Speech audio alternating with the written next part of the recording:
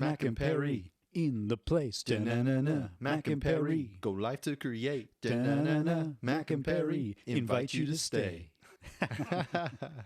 Welcome to TELUS STORYHIVE On Location here in Lloydminster. I'm Michael. I make short films and podcasts about environmental sustainability. And this is my co-host, Daniel J. Perryman, local theatre and filmmaker based in Lethbridge, Alberta. And this is Caroline Parke. I'm a singer-songwriter and a stay-at-home mom. I'd really like to talk about your artistic practice and your journey as an artist and kind of where you started. We can go back very far and some milestones and kind of where you are now. It'll be a nice conversation. Sure. So yeah, I think just to start, we just have people kind of tell us about what sort of art they do. So in a nutshell, what do you do? I write songs. I don't know. I write them. I record them and perform them. And yeah, I used to paint quite a bit too, but it's been a while since I've done that. Yeah. And what sort of genre of music do you play? I'd say, like, if I had to pick one, it would probably be folk, but it kind of crosses over into country and into bluegrass. And like my most recent album even had like electric guitar, so it's unfamiliar territory. Maybe let's go back to as far back as you want to go, but I guess, yeah, when did you start being interested in music? Yeah, I think I was 10 years old, and we went garage sailing, and I brought home a couple cassette tapes, and I popped them into my ghetto blaster that I had gotten, in December for Christmas, and it was spring. And I remember the smell that was in the air, and then I played those cassette tapes over and over again all summer, and it just kind of gave me that bug. And I know what it is now, but at the time I did not know that the majority of the world does not feel music that deeply. So it took me quite a while to realize that I'm a little different than everyone else.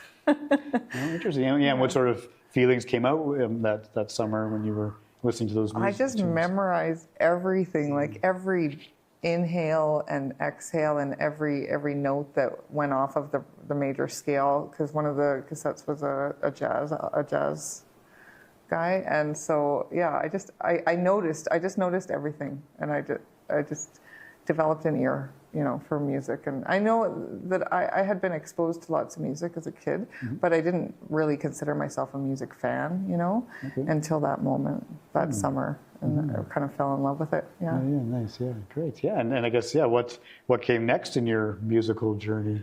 Oh boy, I became a radio listener.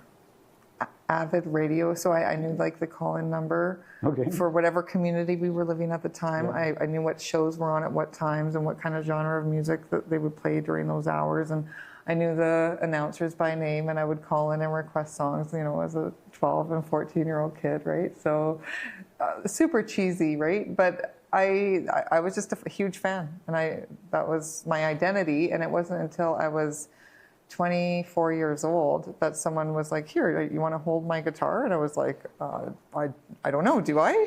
And I held someone's guitar and they showed me how to do a G chord, and I was like, oh, whoa, like, oh, you could be a musician, and it hadn't even occurred to me for some reason.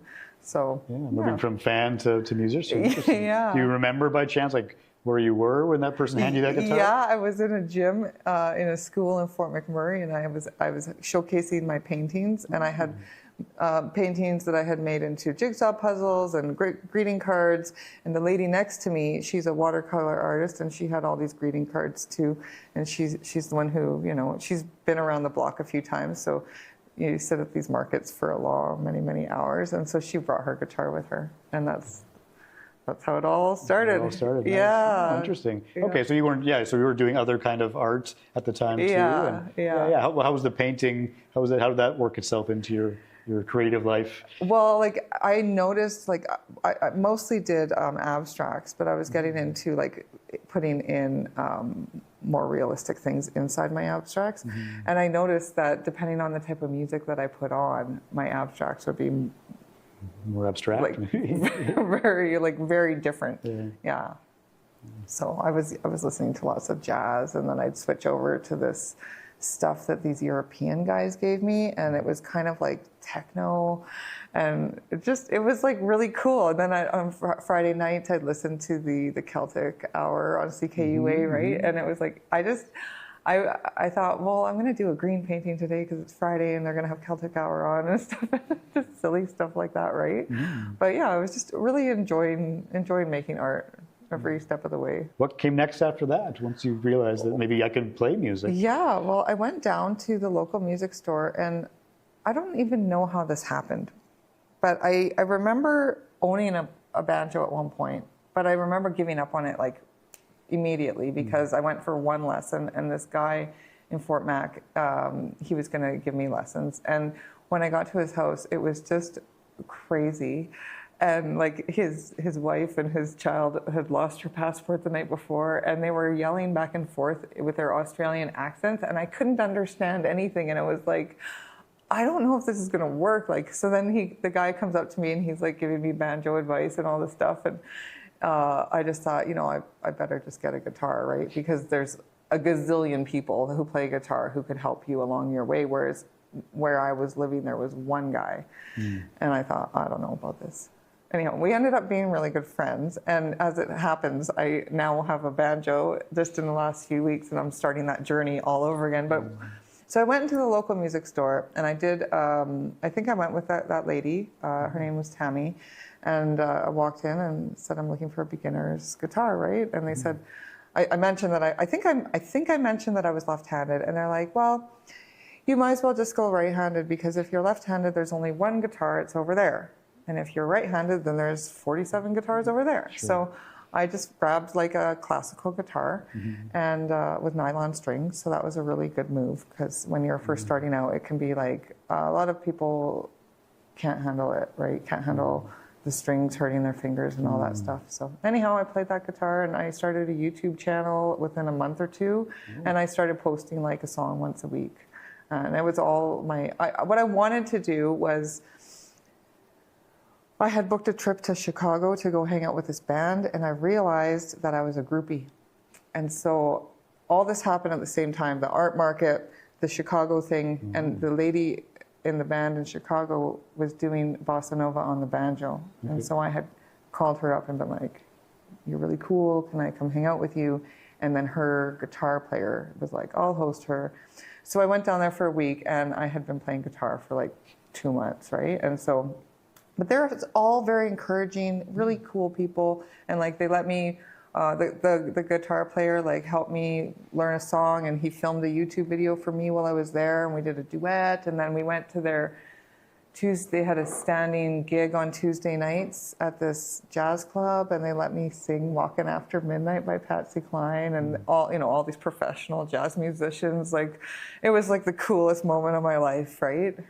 And so just having that little success so early in my journey was just, I think, really inspiring. Tell me about that thought process, about making a YouTube channel so early in your learning. Well, that's how I discovered the band, and all the bandmates had their own channels, and they were all having so much fun, right? And they would go to this person's house and jam, and they would film a video and post on that person's channel. Then this other band member would post something a week later. I'm like, these people are having all the fun.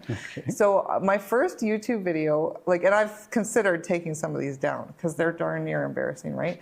My first YouTube video, I'm in like this turquoise house coat, right? And my hair is like up in a bun, and it's very grainy, right? The camera quality was horrible. And I did Oh My Darling Clementine on the banjo. Yeah. And then after that, there's no more banjo. It's like I gave up, right? And so after that, it was like I wanted to learn jazz. I quickly realized that it was like really out of my league as far as like chording. And so I went home to visit my parents, and my grandfather's eyes were going, and he had a scribbler that was all handwritten lyrics and chords that my aunt had made for him, I think like the year before I was born. So all the pen was faded, right? So I stealthily stole it, and I took it and photocopied and darkened it, took all the pages home, and 6 months later, I had it all typed out for him in bold font and everything. And so as I was doing all this typing, right, I was like, oh, I know that song. Oh, I recognize this song from my childhood. And so I started just I'm like, oh, I could do this song on the guitar. And I knew all the words already, or mostly. And so that's how I started doing a song every week on YouTube, was like, oh, I found this song in my grandpa's songbook and I'm going to play it for you now. And yeah, sometimes it's hard to listen to some of the videos, but the thing about music is that you can tell when there's like an authentic joy that comes through. And so there's a few videos that I should probably remove from my channel. But you know what? It's like, it's such a cool thing to go back in time and see where I was when I was 24 years old and 25 years old and 26 years old. And then through motherhood, when that started. And then, you know, my official releases started in 2018.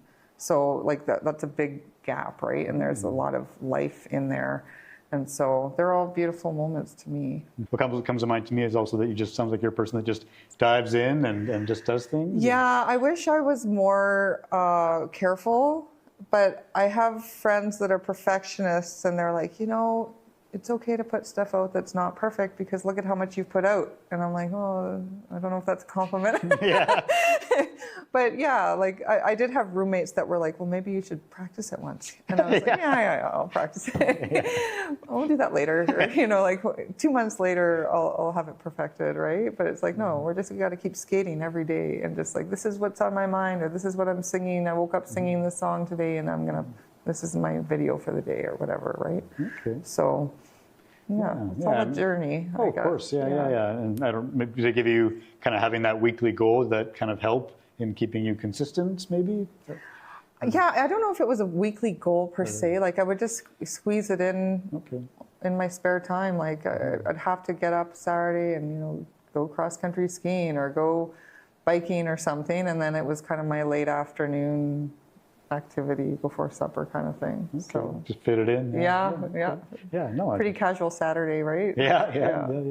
No, so. That's great. And even just back to that briefly, going to Chicago and that whole experience sounds very similar where it's like, a lot of people who are new at, let's say, learning an instrument would never like play with professional musicians, and like that sounds, that's quite so good for you. And I'm glad. And it was just it was a great match because they just received me, right? I was family, and they're like, this is Caroline from Canada, and it's like, she belongs here. Okay. And they were so kind, right? So I went for a professional drum lesson with these conga guys. Like, it was great. While you were down there? Yeah. Well, might as well, right? Yeah. So you had those experiences, you're making the YouTube videos, you're learning. I guess what came next in your artistic journey? Well, I guess how did that start now? I was playing old time country music, and I went to this summer event out in the countryside, and I did I think I did 8-song set or something, and I started my set with Yellow Roses. It's a classic country song. And this gentleman that I knew, he had put out a couple albums, an older guy. He was standing up the hill at the very back and watching, or everyone was seated, right? And I started my set with this song, and he stood up and started clapping. And then the whole hill of people clapped, right? And it was just like this moment. And so after I was done playing my set, I went and talked to him, and he said to his bandmate, he said, we got to keep her. And so they had an old-timers band, and they would go to a long-term care facility once a week.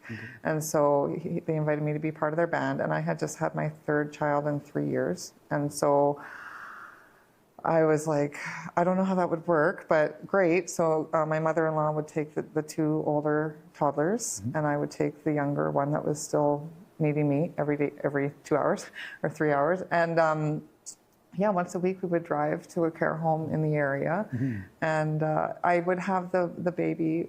His name is Henry, in a playpen, and so he was like 10 months old, 10 to 16 months old when we were in the band.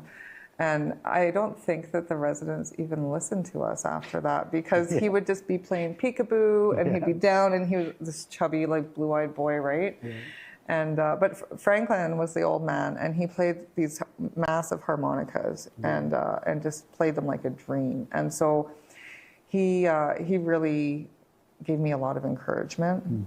And so he took me to the Dolly Parton concert in Edmonton later that fall.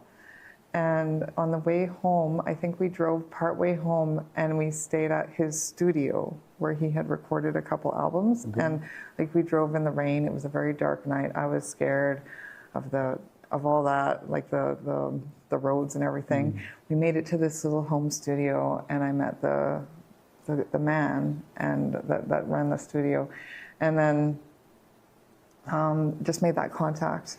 And so a couple months later, when Franklin suddenly passed away, I had this contact. And so that would have been fall of 2016. And I had just started on the fiddle. And so I was like, I just started fiddling every day. After Franklin's funeral, I remember thinking like he had only heard me play Faded Love and Twinkle Twinkle Little Star, right? And so I was kind of in mourning for quite a while, and you know, every song that I learned, I thought, oh, I wonder if Franklin would enjoy hearing that, you know. And anyhow, so 3 years later, I had totally dropped the guitar, and I was totally just playing fiddle all the time. And there was an event in my life that got me back to playing guitar, and so it was a big deal. But when you're traumatized, you kind of go back to what you know, right? And so I just fell back into guitar and started writing. So it was really natural, like how I got into songwriting. I had written a couple songs, like in 2009, but you know, I'd kind of just move on with life, right? I didn't really think anything of that. But so kind of having the skills, but not the inspiration. Yeah. Okay. Yeah. And there's that shift there. That event happened, and then you started writing. And yeah. So tell me more about that, about the writing side of things. Yeah. You know, I was at a very busy time. So I had a 1-year-old, a 3-year-old, a 4.5-year-old, and a 6-year-old. That's busy, yeah. Yeah, right. So it was crazy, and they at that age, you know, they all talk over each other. They don't know what interrupting is. They just do it naturally, and so like my brain was not firing on all cylinders. I had PTSD. So we had like an incident where there were people in our yard trying to, like, I don't know, steal stuff or something. Anyhow. I ended up having like a knife fight. The lady had a knife and I had a flashlight, and it was not pretty. And I had like the 911 call was 3.5 minutes of me fighting for my life. And anyhow, I jerseyed her like a good Albertan. So even though I'm not a hockey fan, apparently I have that skill. And so anyhow, and then I subdued her with my flashlight, and then she dropped her knife, and then, you know, my husband miraculously showed up after the fight was over, and kind of like guarded her until the RCMP came, and so anyhow, she was carried off to jail. That was in the fall of 2019, in September, and so I started writing, I want to say the end of October. Like I was disoriented, right? Like I would be driving around trying to do errands, not knowing what store to go to next. Like there's sometimes I'd pull over and I'd call the victim services lady and just tell her like, this is where I am. These are the things I need to do, and I don't know what to do next. And like now looking back, I'm like, yeah, she must get so many weird phone calls, right, from people. But when your brain's not really working and like kids talking all over each other, and you're just like, I can't handle this, right? Yeah. So anyhow, I felt that vibration like with the guitar, and it would just wash over me. And so I actually ended up reflecting on past things that had happened to me that were good, and I'd write songs about that. So I ended up with this album with, I think there were 15 songs on it, and they were all happy songs. So I don't know why that happened, and like how you have trauma and grief, and then you end up with this happy album, right? Like it's kind of a miracle. I feel like I was trying to just remember that there is still happiness out there, right? And the cool thing is that I had that one contact, because Franklin had taken me to that concert, and I'd stayed there, and I'd met the guy. So I called him up and I said, you know, I have some stuff. Can I email you some material, and we can? And so I think it was by New Year's, I was like, I went there for New Year's, like the 29th, 30th, 31st or something of December. And it was only a 2-hour drive, so I would go and sleep on the guy's couch and yeah, came up with this whole album. And so I ordered CDs, and the proof for the CD cover and all that came in the email the morning of the trial. Whoa. So I was like literally sitting there waiting to go testify, and I'm looking at my email saying, oh, okay. And I'm thinking, maybe it's a moment in time where I'm going to heal. I'm going to be healed, and the trial's going to be over, and I'm going to have my CD, and then I can just go back to my regular life. And it was just, that's what the moment I was holding on to, right? And I don't know, I had the trial, and she got sentenced to however long and all that. And the next week I just kept writing. And so I'm like, oh, I guess I'm working on another album. And so I've been doing an album every year now. So it's been very good therapy. Yeah. Oh yeah, well, let's talk about that first album. That interests me because it's like it was your first album. Yeah. So you had that contact, you recorded these songs. Yeah, what was that like to put that album out in the world? It was crazy. Like I knew that I had a couple songs that I had recorded back before I was even married, and so those were on the album. And the one song was called "The Road," and so I just knew that was the name of the album from day one, which is very cool. So. Yeah, it was. I look back at that album and I just think like the album cover is not great. You know, you have all these things that you could say, but like overall, like there's some great songs on that album, and I'm glad it's part of my journey, right?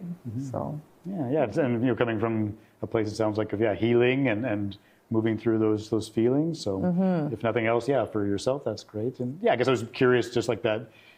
What to me might be a transition of like you're performing a lot and now you're writing your own songs, and I feel like there is a difference with writing songs for yourself as a way to work through those feelings, and then putting them out in the world and sharing them with people. And I was curious about that shift. I feel like I'm kind of made for that because I don't have like that self-consciousness that a lot of people hesitate to do stuff because they're worried about what people might think about them or whatever. I feel like I missed that gene. I could probably use a little bit of that gene if you know how to I could get that. But I think that's what makes my songwriting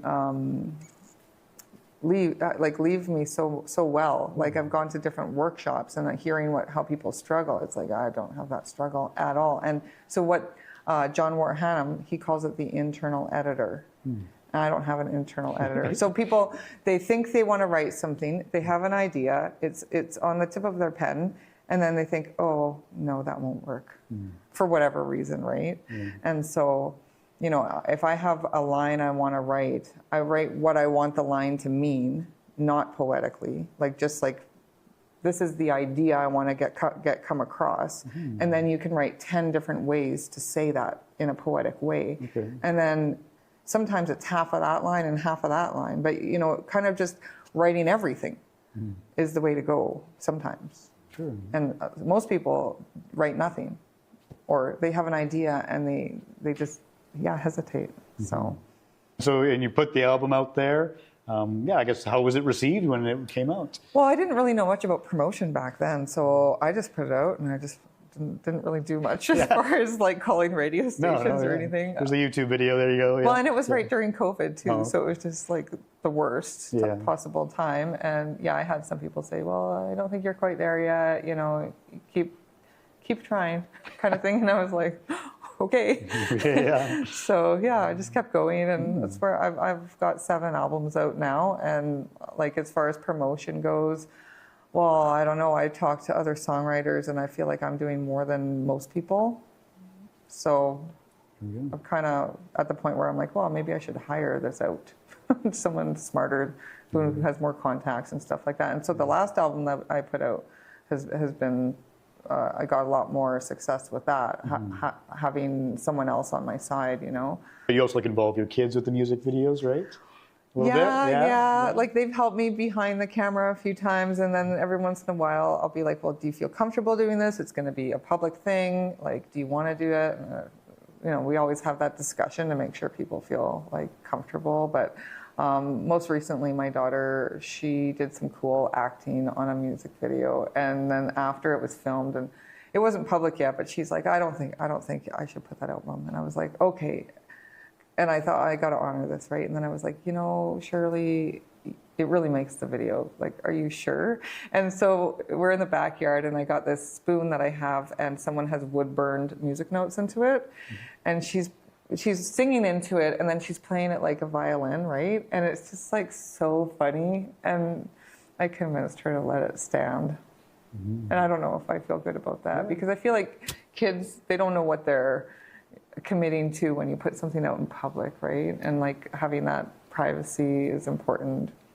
So I don't know if I'll do that again. I've really enjoyed learning a bit about your artistic journey, and it's been great. Thanks for the conversation. Yeah, thanks for having me. Yeah, so this has been TELUS STORYHIVE on location here in Lloydminster. I'm Michael Bartz. I make short films and podcasts about environmental sustainability. And this is my co-host, Daniel J. Perryman, local theatre and filmmaker based in Lethbridge, Alberta. And this is... Caroline Parke, singer-songwriter. All right, we'll be right back. Hello and welcome back to TELUS STORYHIVE's on location in Lloydminster. I'm Daniel J. Perryman, local theatre and filmmaker based in Lethbridge. This is my lovely co-host, Michael Bartz. I make short films and podcasts about environmental sustainability. And this is... Caroline Parke. I'm a singer-songwriter and stay-at-home mom.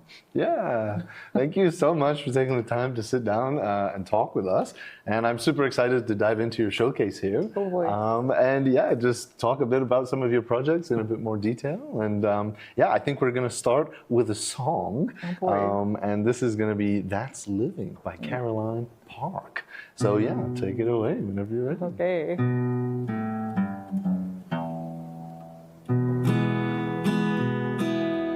Sun's setting soon, I hear a pack of coyotes, bears on the prowl, and they're running through the corn. Geese overhead, and they're honking those horns. My head hits the pillow, gone until the morn. Now the sun's rising soon, and the fields are full of fog.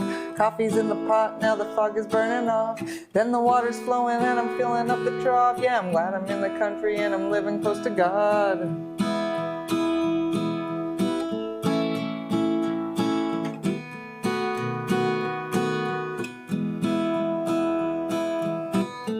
Yeah, that's living. We're really living here. Rural living. Yeah, there's just nothing quite near this good. Well, the well is out of water and there ain't no one to call. We're every skill and trade, yeah, you know we do it all. We maintain all of our junk and jimmy rig it if we can. Well, we never buy it new, we got a better plan. Food is piping hot, so we gather all around. We receive it with our thanks, cause it's coming from our ground. Yeah, we're always eating good and taking care of all the land, helping one another while we're building future clans. Yeah, that's living. We're really living here. Rural living. Yeah, there's just nothing quite near this good. Yes, yes.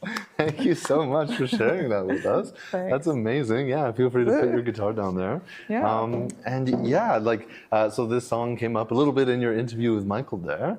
And yeah, I'd just love to dive into it a bit more and talk about the story behind it.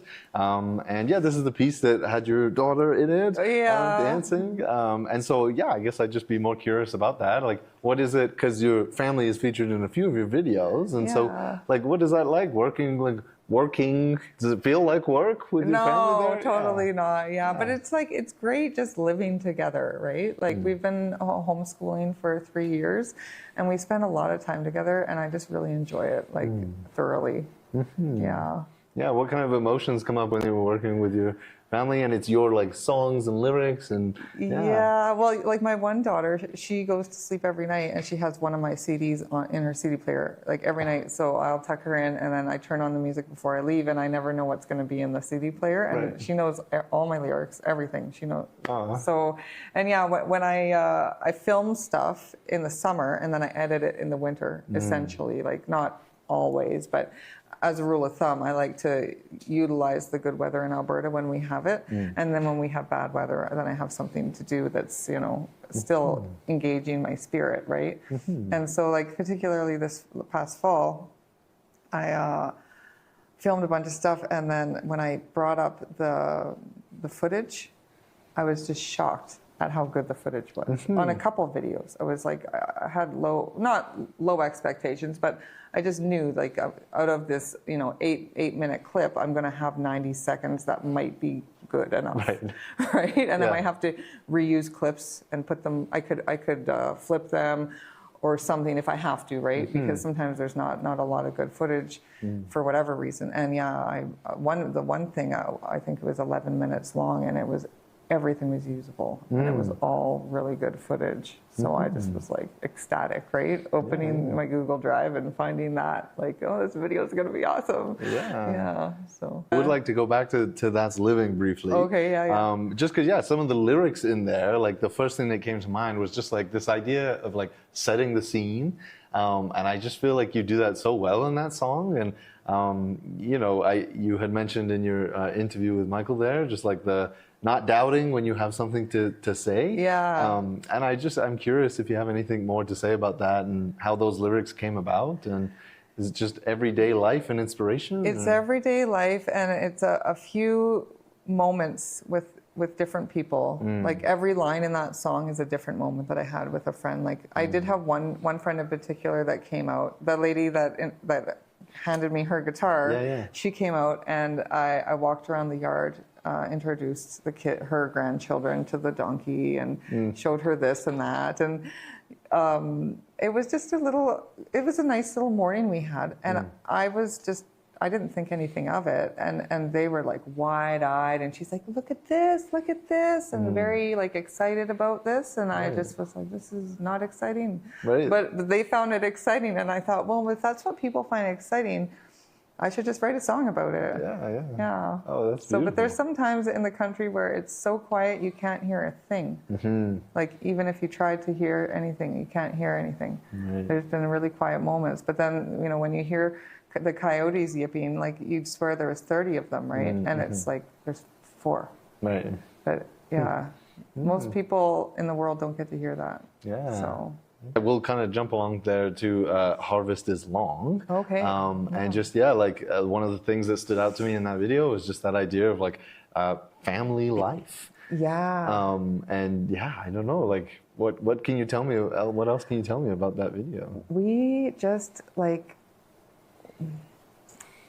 family life it's very long hours when your husband is in the tractor for weeks on end, right? And I just thought, this is going on forever. But doing that video, he was again in the tractor, and so I filmed his tractor going, what was it, swathing? Yeah. So that's where it like cuts the stuff and puts it in a row to dry out.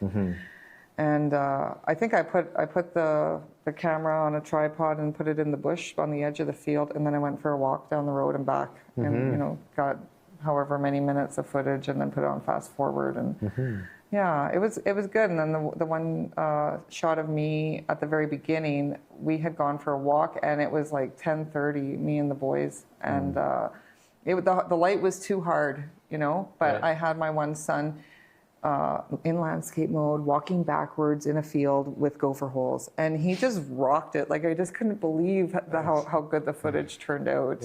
He was so steady, and then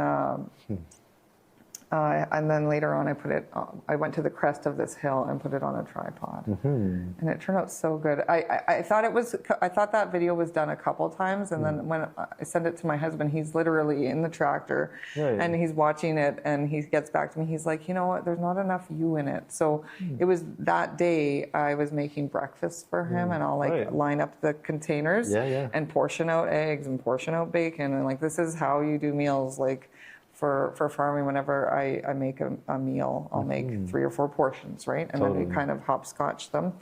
And anyhow, so I shot that and put it in the video, like within 2 hours it was in the video. I uploaded that, and I'm like, how about this version, version 8?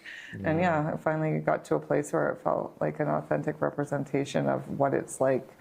Just doing a lot of meal prep, a lot of delivery. I go out to the field and I see very beautiful imagery on the way there and on the way back. But it could be pretty lonely. Another thing that we do have with us here is, I believe, your most recent album. Awesome. What can you tell us about this piece? Yeah, it really just talks about family farm life and living in the countryside and enjoying every moment. So I have a couple instrumentals on there, and I have songs about harvest, and there's one called Working All the Time, and it's all about my husband. And I kind of chose to embellish the good and to sweep away the bad, because there's a lot of, in the farm wife support group, there's a lot of people talking about, oh, we got a workaholic here, and it's easy to see your glass as half empty, right? But I'm just glad that my husband's willing to work and willing to get dirty. And there's a lot of people in the world that's not. So I'm going to see my glass as half full and admire that he's so dedicated, right? So, That's really beautiful. And then the other thing I also wanted to shout out is just that you have a website. You betcha. And what can you tell me about that process of getting your website up and running? I built my website by myself, That's of course. amazing. I still haven't added my coloring book to it, but I should do that soon. So I have my 3 most recent CDs are on there. I will add the other ones at a later date. But and I got coffee mugs and merch and hats. But it was great when I opened up the merch for international. I got an order right away. So thank you, Instagram. So it's kind of cool to ship stuff abroad and just know that people are sipping out of Caroline Parke music mugs, for their morning coffee. That's great. That's amazing. I do think that is pretty much the time that we have for this segment. Great. So I just want to thank you again so much for your time and energy. And I really appreciate your outgoing and giving energy. I just really appreciate it. Thank you for having me on your program. It's great. Excellent. Awesome. This has been TELUS Storyhive's On Location in Lloydminster. My name is Daniel J. Perryman, local theatre and filmmaker based in Lethbridge, Alberta. This is my co-host, Michael Bartz. I make short films and podcasts about environmental sustainability. And this is Caroline Parke, singer-songwriter and stay-at-home mom. Thank you so much for watching. If you or someone you know has a story to tell, scan this QR code and get in touch with the Storyhive On Location team.